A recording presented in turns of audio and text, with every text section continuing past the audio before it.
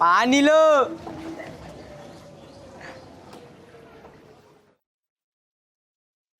দয়ানন্দ চৌধুরী এখনো বিশ্বাস করতে পারেন না যে গত অগাস্ট মাসে তার মা মারা গেছেন।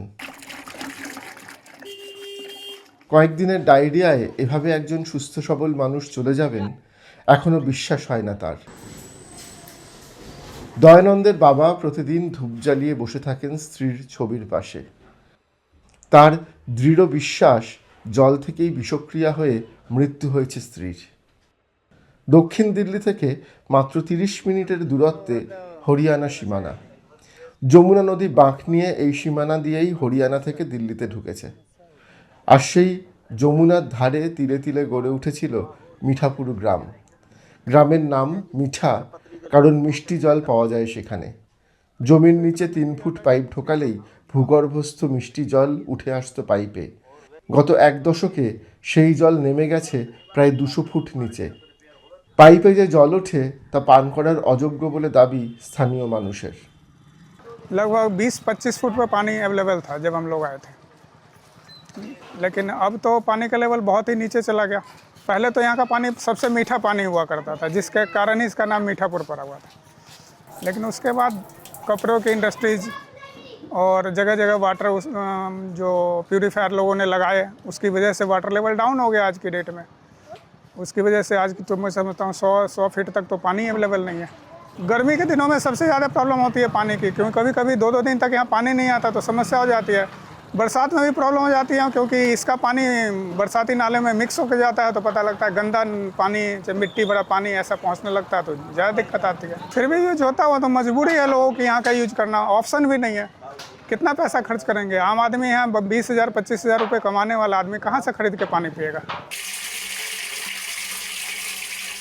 স্থানীয় মানুষের দাবি জল ব্যবহারের ফলে গায়ে ঘা হয়ে যাচ্ছে, চোখের সমস্যা হচ্ছে, ঘরে ঘরে পেটের রোগ দেখা দিচ্ছে। অভিযোগ, যবে থেকে হাইওয়ের ধারে ইন্ডাস্ট্রির আবর্জনা ফেলা শুরু হয়েছে তবে থেকে বিষাক্ত হতে শুরু করেছে ভূগর্ভস্থ জল।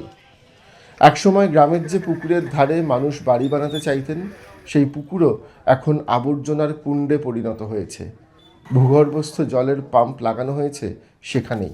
पहले जब शुरू हुआ पाइपलाइन डलना तो उस समय गंगा जी का पानी आता था। 15-20 वर्ष हो गया होगा, वो पानी बंद हो गया है और ये ट्यूबवेल का सप्लाई शुरू हो गया है। हाँ, डायरिया से ही मरी है वो। हमारी बीवी जो है डायरिया से मरी है, 2 महीने हॉस्पिटल में रखे हैं। पानी की वजह से ही लोगों को इस तरह की ये गड़बड़ी हो रही है। और क्या है, किसी को टाइफाइड, किसी को कुछ होता आ रहा है। পরিবেশ নিয়ে গবেষণার জন্য বিখ্যাত দিল্লির the energy and resource institute বা টেরি। ডক্টর রঞ্জনা রায়চৌধুরী এই সংস্থার অধ্যাপক এবং গবেষক। মিঠাপুরের জল নিয়ে চিন্তিত এই বিজ্ঞানী। ডিডব্লিউ এর সঙ্গে মিঠাপুরে গেছিলেন তিনি, কথা বলেছেন স্থানীয় মানুষের সঙ্গে, গোটা এলাকা ঘুরে দেখেছেন। এলাকার ভূগর্ভস্থ জল সংগ্রহ করে পরীক্ষা করতেও পাঠিয়েছিলেন তিনি। और इस पानी की हम टेस्टिंग करेंगे और ये पानी अलग है. As we saw in this case, they are dependent on the groundwater. So the groundwater is supplied by the water utility, but that groundwater is saline. So even when one is tasting that water, and the taste is definitely saline. So again, we have taken a water sample from there to check really what is the salinity levels. And this is something I would say is not common, uncommon. There is anthropogenic contamination and there is sometimes geogenic contamination, because Delhi is a very unique place in the sense that we have the river Yamuna, we have the floodplains of the river Yamuna, we have the Aravalis, and all that leads to a lot of geogenic contamination, which is of course salts which are present in the rocks. But these are all areas, a place like Mithapur, which had fertile lands. So these were agricultural lands. So there was fertilizer which was used, and that has, seeped into the groundwater. In addition to that, now we have these small scale factories wherein people are doing dyeing in the houses. We also have the domestic wastewater. So what we found is that domestic wastewater is going to a pond, and some of it is definitely seeping down to the groundwater as well, because the water, the soil there is sand, it is sandy gravel, so seepage of water is high, and all that is leading to different kinds of pollution in that area. জলের report এসেছে। আশ্চর্য নন রঞ্জনা। ঠিক যা আশঙ্কা করেছিলেন রিপোর্টে ঠিক তাই এসেছে। মিঠাপুরের জল অব্যবহারযোগ্য। বিপুল পরিমাণ বিষাক্ত পদার্থের নমুনা মিলেছে জলে। রঞ্জনা মনে করেন কারখানার বর্জ্য থেকেই ভূগর্ভস্থ জল ক্রমশ দূষিত হয়েছে। Definitely the water is saline because it is contaminated. So it could be earlier, in the 30 years back, it was the fertilizer which caused the contamination, and now it is the industrial contamination. So the water continues to become from alkaline. Over the years it has moved from alkaline to a saline water. But it could also be because of the Aravalis, a part of it. So there is, I would say, a 30% from the Aravalis, a 30% because of the fertilizer use, and the recent 30% is because of the industrial pollution that is happening. It is definitely a cause for concern.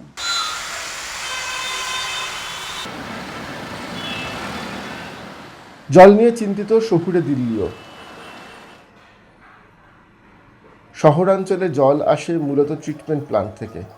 ভূগর্ভস্থ জলের ব্যবহার এখানে কম। গঙ্গা এবং যমুনার জল treatment plant ঘুরে পাইপের মাধ্যমে ঘরে ঘরে পৌঁছায়। যে জল আসে তা খাওয়া যায়, তবে শহরের মানুষ অনেক সময় সেই জল ফিল্টার করে খায়। দক্ষিণ দিল্লির সিআর পার্কে বসবাস করেন সৃজনী হোর। কয়েক মাস আগে গোটা পরিবার ভয়ানক পেটের অসুখে ভুগেছে। তারপর থেকে টিডিএস মিটার দিয়ে জলের খারত্ব মেপে নেওয়া নিয়ম হয়ে গেছে বাড়িতে। লাগানো হয়েছে আরও ফিল্টার। সাউথ দিল্লিতে আমরা যেখানে থাকি, এখানে আমরা বুঝতেই পারছি না ওই জলটা 500 কোনোদিন ওপরে হবে, কোনোদিন নিচে হবে। ওটা রোজের রান্না বাসনে ইউজ করা যাবে কিনা সেটাই বুঝতে পারছি না, খাওয়া তো খুবই দূরের কথা। তো তাই জন্য ওই একটা কনফিউশন থেকে যাচ্ছে। কখন বুঝতে পারছি? যখন শরীর খারাপ হচ্ছে, যখন ব্রাশ করতে গিয়ে গন্ধ পাচ্ছি।